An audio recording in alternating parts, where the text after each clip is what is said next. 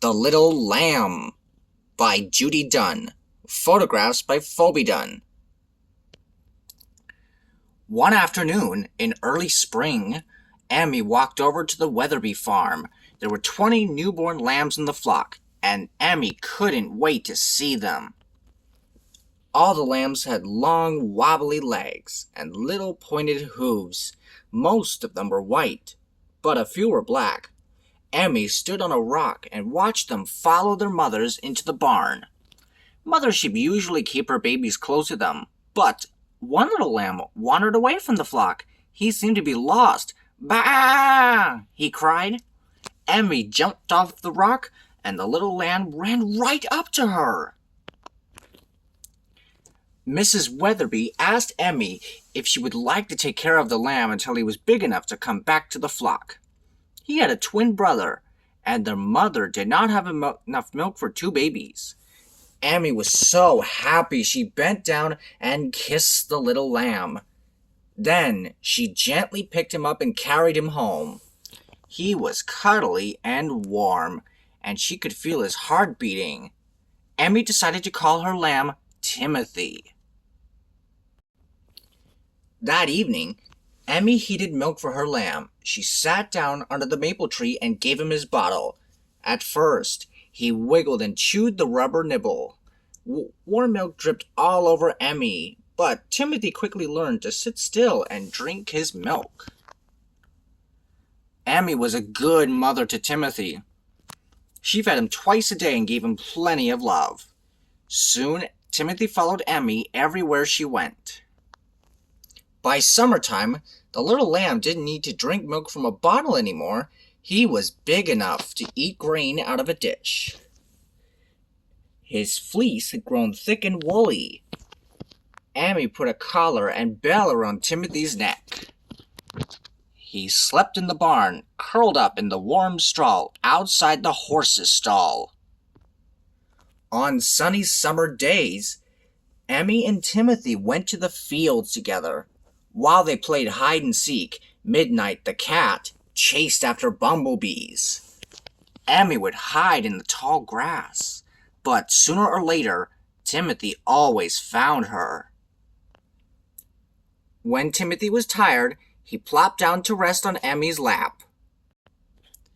Sometimes Emmy liked to make dandelion chains and pretend that she was a princess. The only trouble was, Timothy ate the dandelions. When Emmy wasn't around to play, Timothy always seemed to get into mischief. He would rub his back against the sheets on the clothesline, or jump in the laundry basket for a nap. One morning, Timothy tipped over a basket on the porch. Bumpity-bumpity-bump. A whole bushel of apples bounced down the steps. Then, Timothy scampered into the garden. He ate the tops off all the radishes and trampled the lettuce plants. After that, he started eating the primroses. Emmy found Timothy hiding behind the house, full of vegetables and flowers, and feeling quite sick. She poured some medicine in a spoon, and Timothy swallowed it all. The next day, Timothy was feeling fine. Emmy decided to give him a bath. She wanted him to look his best because they were going to a birthday party.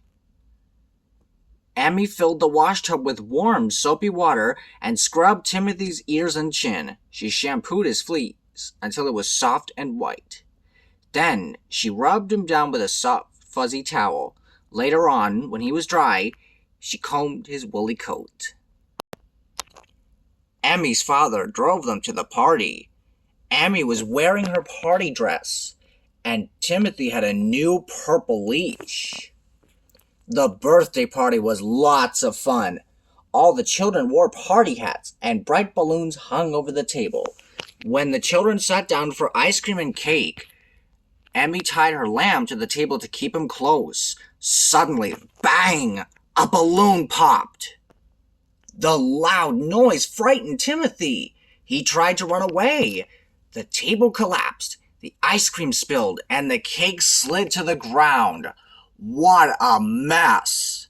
That evening, Emmy's father said Timothy was getting too big to keep as a pet.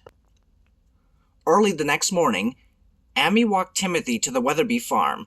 She hugged Timothy's woolly neck and promised to visit whenever she could.